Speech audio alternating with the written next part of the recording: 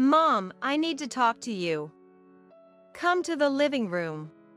My son, Thomas, gestures with his chin, summoning me, Hillary. In a manner that would have once warranted a scolding for speaking to a parent that way. But now, such concerns seemed trivial to me. Reluctantly, I followed his instructions and stepped into the living room. There, besides my son, was my daughter-in-law, Tanya. Her initially timid demeanor had vanished, replaced by a sly smile as she awaited my arrival. What's this talk about, then? It didn't seem like it would be anything worthwhile. As I took a seat opposite Thomas and Tanya, she opened her mouth as if she'd been waiting just for this moment. Hillary, Cameron called yesterday to say they're having a baby. They'll be coming back here with their family soon. Oh, is that so? That's wonderful news. So, Cameron is going to be a dad. I couldn't help but smile. The grandchild, who once seemed as emotionless as a robot, was finally becoming a father.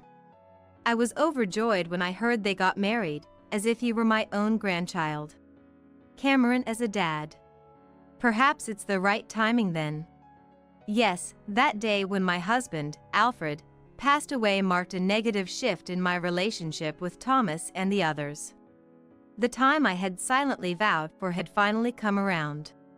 Unaware of my feelings, Tanya deepened her malicious smile and announced as if it were the most natural thing.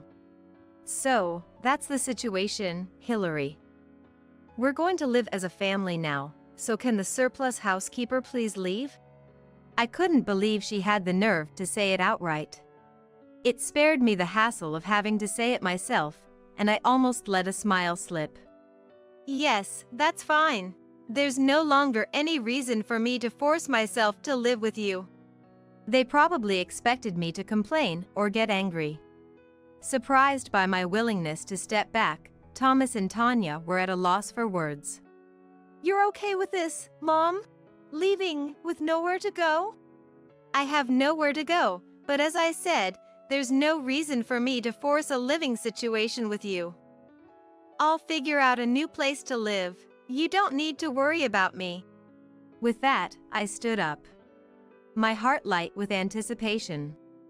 Finally, I was being freed from this irritating daily life. Though the future was uncertain, I believed things would work out. Then, it happened. There's no need for Grandma to leave. The ones who should be going are you two. Alfred, it's a nice day today. I'll open the window. Hillary, carefully opened the window to let in the gentle spring sunshine.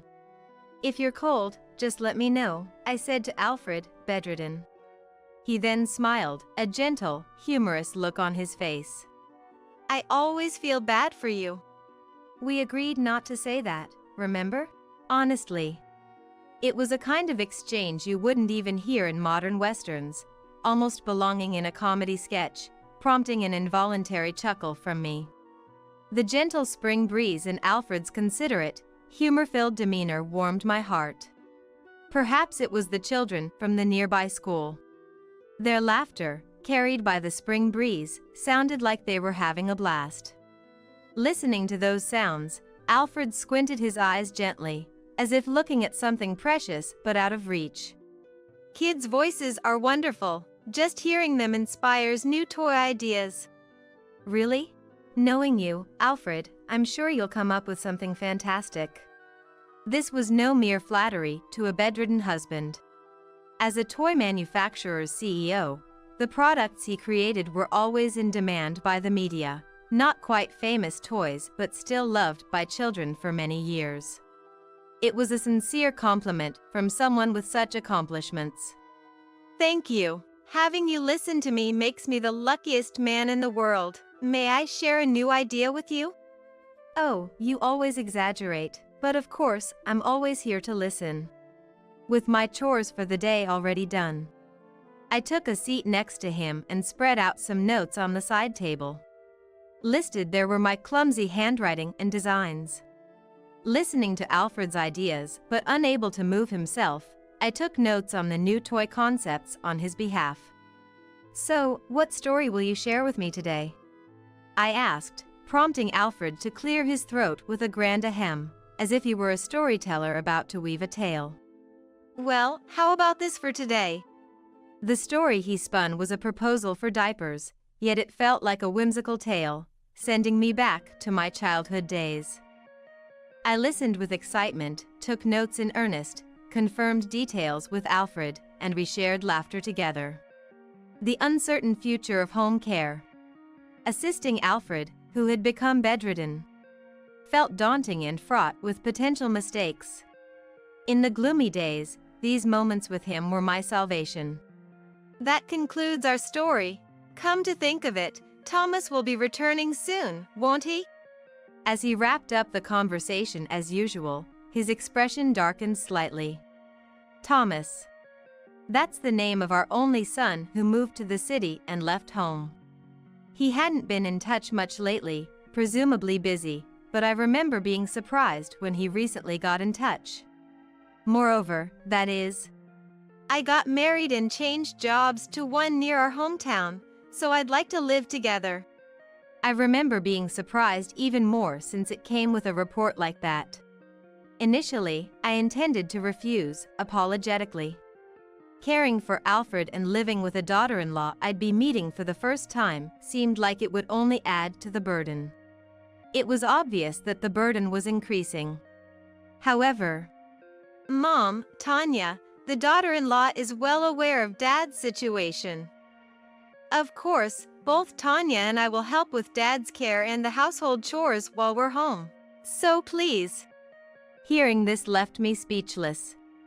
Managing a house that's comfortably spacious for three, let alone while caring for Alfred, was going to be challenging. Hiring a housekeeper or a home health aide was an option, considering our remaining savings. But I was resistant to bringing strangers into our home, ending up taking on everything myself. Thomas's offer felt like a relief, as much as it was hard to accept. After discussing it with Alfred, we agreed to live with Thomas and his wife under those conditions. Still, if he got married, a family meeting or something would have been nice, wouldn't it? Kids these days probably see it differently. Plus, the trip from Thomas's place here is quite the journey. Maybe that's a factor? Even trying to soothe him with these words, the shock of Thomas becoming the head of the household without us knowing was apparent. His face showed his dissatisfaction. Even so. Don't nag too much, or you might end up disliked by the daughter-in-law and Thomas? I half-joked, which seemed to begrudgingly convince him. He didn't push the matter further. Indeed, Alfred had a point. In our time, it was customary to visit each other's families for a meeting, followed by a joint meal before getting married. Though I told Alfred it's how kids are these days, I couldn't help but feel a phone call or letter before the marriage would have been appropriate. Surely, Thomas and his wife had their reasons. Yes, something must have happened. I had to remind myself of that, trying to dispel the slight sense of foreboding that had started to form. Unaware that this premonition would come to pass. Before we knew it, the day to live with my son and his wife arrived. Their belongings had already been delivered via courier and were moved in. I had been informed of their arrival time by Thomas, and it was nearly upon us. Hey Hillary, does everything look all right? Alfred asked from his wheelchair, for what felt like the umpteenth time. Eager to greet Thomas and his wife at the door. He insisted on being there for the initial meeting. Despite it being quite a task to dress him in something other than his usual care-friendly attire. Everything's fine. You always look great, Alfred. This was my repeated assurance. Not out of dismissiveness or carelessness, but truly from the bottom of my heart. Then, once again, I showed Alfred his reflection in the hand mirror, moving it so he could see his entire outfit. Alfred seemed relieved for a moment, showing a contented expression. But after a while, he seemed to become anxious again. It was just as he started to say Hillary that, Home at last, Mom, Dad. The door unlocked, opened, and a familiar voice echoed in the entrance, delayed. Thomas appeared, slightly more mature than the day he left for the city. And following him were two figures. Nice to meet you, Hillary, Alfred. I apologize for the late introduction. I am Tanya, Thomas's wife. And this is our son, Cameron. Please, take good care of us from now on. Tanya bowed deeply, with polite manners. Next to her, the boy called Cameron just stood there. Tanya quickly made him bow, but honestly, it didn't bother us. Rather, we were shocked by the existence of a grandson we were unaware of, unable to react at all. A son? With whom and whose? It must be Thomas and Tanya's, presumably. However, Cameron looked to be of kindergarten or preschool age. Even if he was a child born before their marriage, wouldn't he be too old? Our silence might have been mistaken for anger about skipping a family meeting and jumping straight to cohabitation. Tanya bowed even deeper, hurriedly. I am truly sorry we couldn't have a family meeting. But I have a child from a previous marriage, and I was nervous about meeting you, Hillary, and…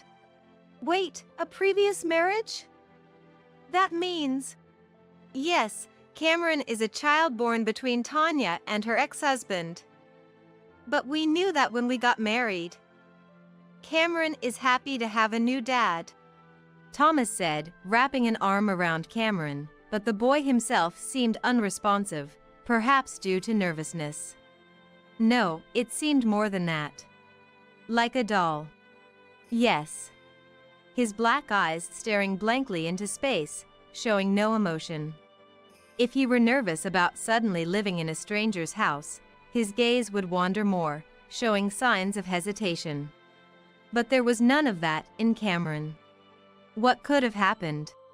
Remembering, Tanya had just mentioned having a divorce history.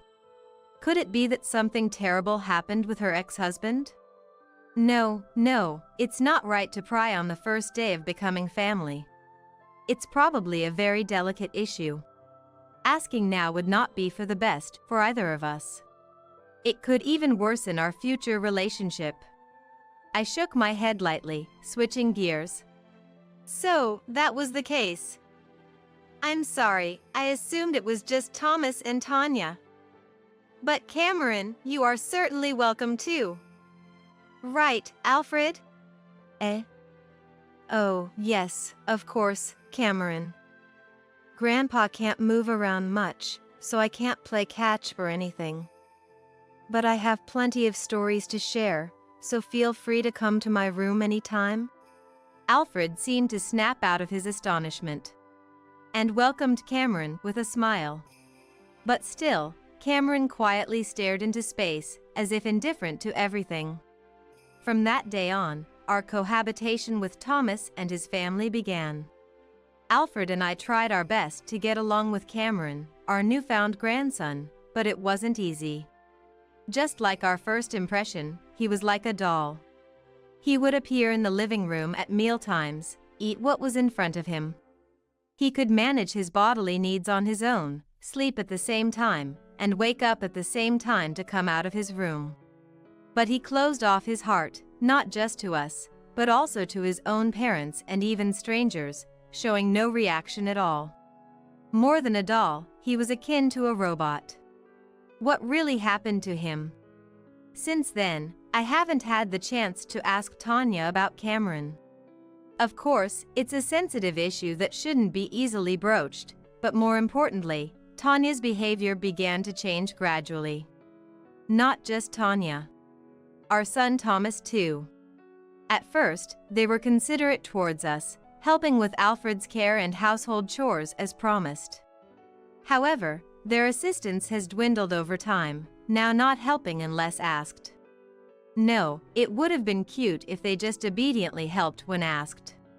But it turned into a situation where, even when asked, they would reluctantly help with obvious displeasure, sometimes even snapping back. And before I knew it, not only were they not helping around the house, but I also ended up taking care of Cameron's drop-offs and meal preparations. When relationships deteriorate to this extent, it's natural to start casting doubtful looks. Could it be an issue with Tanya?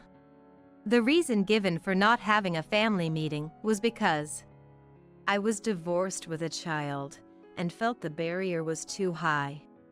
At the time, I was indeed convinced, but as their attitudes gradually but surely worsened, it felt like there was more to it. No, that's not right. It's rude to judge people based on mere speculation. I shook my head to rid myself of the unpleasant guesses. Even if Tanya's true nature is what it now appears to be, there's no proof that it has anything to do with Cameron's situation. I compartmentalized these issues and continued with my household duties that day. The suspicion that had sprouted and slowly grown within me since the discussion of living together manifested in the worst way, at the worst time. After a few years of living with Thomas and his family, Alfred finally passed away. I won't say there wasn't a sense of relief from being freed from caregiving, but the loss of someone who had been a beacon of brightness and humor in the gloomy days was profoundly felt. So much so that my memory of the time before and after became hazy. I think I even embarrassingly cried in front of Thomas and Cameron. However, I couldn't dwell on Alfred's death forever. As the chief mourner, there were funeral arrangements and notifications to attendants to be made. I had hoped for Thomas's help, but he declined even the suggestion. Feeling awkward to ask Tanya, who was not blood-related, I ended up handling everything myself. A few days after the funeral, things worsened. Thomas and his family began to lead an even more lax lifestyle. They started acting as if it was natural for me to take care of all the chores, including Cameron's care. As if now that Dad's gone, there's nothing left for us to do. And indeed, that became the reality. Hey Mom, we did our fair share of taking care of Dad. As compensation, it only makes sense to redistribute a larger portion of Dad's inheritance to us, right? Where did I go wrong in raising him? Thomas's crass demand, as if collecting a debt, made me want to bury my head in my hands.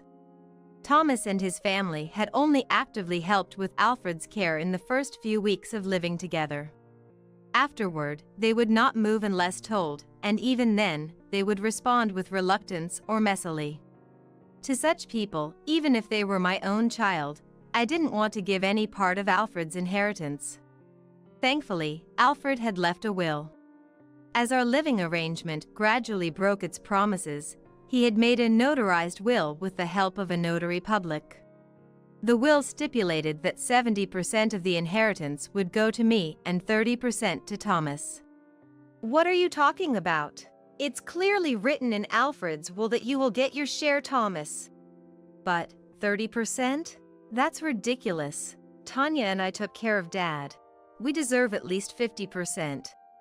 How could they claim to have taken care of him? I bit back my words and was about to argue further. We're fine with it, you know, even if this goes to court over the will's validity. But what would Cameron think? The mention of Cameron's name left me speechless. Seizing the opportunity, Tanya pressed further. Seeing his kind grandma and beloved mom arguing, how much must Cameron be hurting? Plus, Hillary, you seem to contest the will's validity, leading to a long legal battle. That'll rack up costs, and surely our family won't be able to live a comfortable life. Poor Cameron, suffering from hunger every day because Grandma was too stubborn. But I suppose it doesn't matter to Hillary what happens to a grandson not related by blood. Tanya mockingly mimicked crying to provoke my guilt.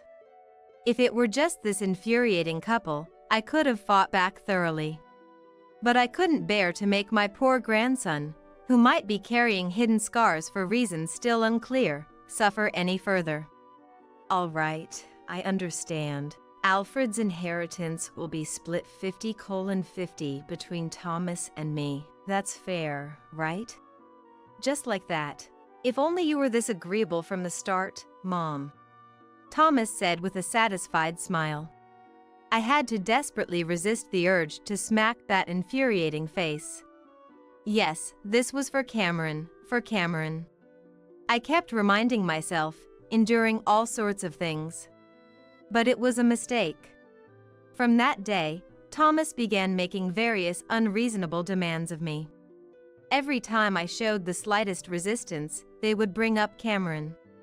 Blood-related or not, Cameron was still my dear grandson. I couldn't bear to inflict any more emotional wounds on him, so I acquiesced to most things and bore it. Until the time came. I kept telling myself to be patient until the time came. How long did that hellish life continue?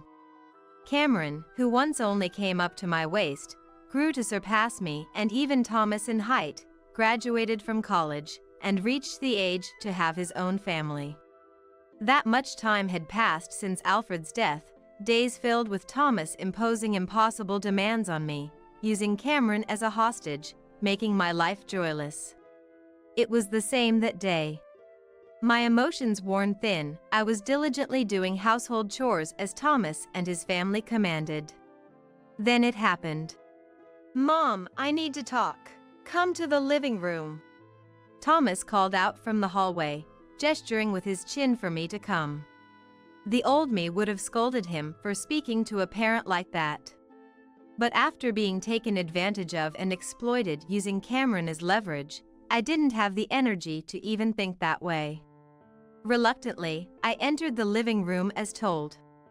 Thomas and Tanya were there. The nervous demeanor Tanya had shown when she first came to this house had vanished, replaced by a spiteful, malicious smile, as if she were one of Cinderella's cruel stepmothers. What's this talk about? I knew it wouldn't be anything good. As I sat down facing them, Tanya, as if waiting for this moment, began to speak. Hillary, we got a call from Cameron yesterday. He's having a baby, and he'll be coming back here with his family soon. Oh, is that so? That's wonderful. So, Cameron is going to be a dad. I couldn't help but smile. The grandson, who once seemed as emotionless as a robot, was finally going to be a father. I was truly happy when I heard he got married, but it was incredibly frustrating that Thomas and his wife prevented me from attending the wedding. Cameron is going to be a dad. Does that mean it's the right timing now? Yes, that day, the day Alfred died and my relationship with Thomas and his wife took a turn for the worse, was when I swore to myself. The time I had been waiting for had finally come. Unaware or indifferent to my thoughts, Tanya deepened her malicious smile and said, "So, Hillary, since we're going to be a family only, we don't need a housekeeper anymore. Can you leave?" Ah, I didn't expect them to say it first. I managed to suppress a smile, glad to avoid extra hassle. Yes, that's fine. I no longer have a reason to force myself to live with you anyway. They must have expected me to complain or get angry. Their surprised faces when I easily backed down were a sight to behold. Ah, what a satisfying expression. Even if it was slight, it was enough to make me feel better. You're okay with this, Mom? You have somewhere to go? Their contradictory concern after just telling me to leave was baffling. I don't have anywhere to go, but as I said, I no longer have a reason to force myself to live with you. Now that Cameron has grown up and can stand on his own, there's no reason for me to stay in this house. I'll manage to find a new place to live. You don't need to worry about me. I stood up, thinking the discussion was over. My heart was filled with anticipation, like that of a young person. Finally, I would be freed from this infuriating daily life. The uncertainty of not seeing what lies ahead does exist, but I'm sure everything will work out. It has been that way ever since we decided on Alfred's home care. Then, it happened. There's no need for Grandma to leave. The ones who should leave are Dad and Mom. Just the two of you. A firm voice echoed in the living room. Everyone's gaze shifted to the entrance as if on cue. There stood Cameron, who had apparently returned at some point. Cameron? When did you get back? And Cameron, what's with that tone towards your parents? Don't you know how to speak properly? Tanya was visibly flustered by Cameron's sudden appearance, while Thomas hid his anger. As for me, I was dumbfounded, unable to do anything but ponder over his words. I just got back, around the time you guys were telling Grandma she's no longer needed here. And as I said earlier, the ones who need to leave are the two of you. And towards our parents? After never acting parent-like, now you pretend to be parents, aren't you ashamed? Thomas was at a loss for words. Tanya tried to retort in place of the silent Thomas. But Cameron, this person is a stranger, you know? She's not blood related to you. Why would you defend such a stranger? Are you abandoning Mom? Tanya started fake crying, just like she did when she threatened me. But it didn't work on Cameron. Appealing to blood now, huh? Really, I'm ashamed to call you my parents. Did you ever do anything parent-like for me? Did you play with me on your days off, tell me interesting stories, or cook me warm meals? Were you there for me when I was lonely? Tanya was left speechless. Cameron pressed on. No, you never did anything, did you? Despite being my birth mother, my blood-related mother. You just left me alone and went off to have fun with Dad. But Grandma and Grandpa were different. They were always warm, fed me delicious meals. Even though Grandpa was bedridden, he always told me funny stories. He always talked about the toys he invented in a fun and amusing way. Despite not being blood-related, they cared for me like their own grandchild. Blood-related parents who did nothing for me, and grandparents who weren't blood-related but were kind to me. It's obvious whose side I'm on, isn't it? Still, Cameron, if you have anything more to say, want to settle this in court? I bet you'll run into financial trouble before we do, so what will it be? Faced with Cameron's stern words, Thomas and Tanya reluctantly agreed, and a few days later, as Cameron's family moved in, Thomas and his wife left the house. If only everything ended happily with Cameron becoming a dad, but things weren't that simple. Days after Thomas and his wife left, perhaps as payback for relying on me, my son and his wife resorted to causing trouble, such as shouting insults and loitering in front of the house. Cameron was at work, and I was out shopping, leaving my pregnant daughter-in-law alone at home, undoubtedly feeling anxious. The troublesome couple was soon arrested by the police, called by the neighbors, and became criminals. I was genuinely concerned about the impact on my daughter-in-law and the unborn child.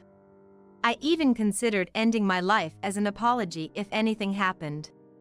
Fortunately, everything turned out well, and my daughter-in-law safely became a mom. Despite the scare Thomas caused, she continued to treat me like a real grandma, which was as joyous as the birth of my great-grandchild. One day, while gazing at his peacefully sleeping child, Cameron said, "Looking at this child, I'm reminded of Grandpa." "Grandpa?" It's rude to say, but Alfred and the great-grandchild don't resemble each other at all. So why would he say that? Yeah, I want to create fun and cool toys for my child and for children who, like me back then, have no daily joys. No, just wanting isn't enough. I will create fun and cool toys like Grandpa did. No, I'll definitely make them. Cameron's resolve seemed to overlap with the memory of Alfred. And so, people's thoughts and feelings are passed down. Blood relations don't matter. I once again pondered over the words Cameron had said that day.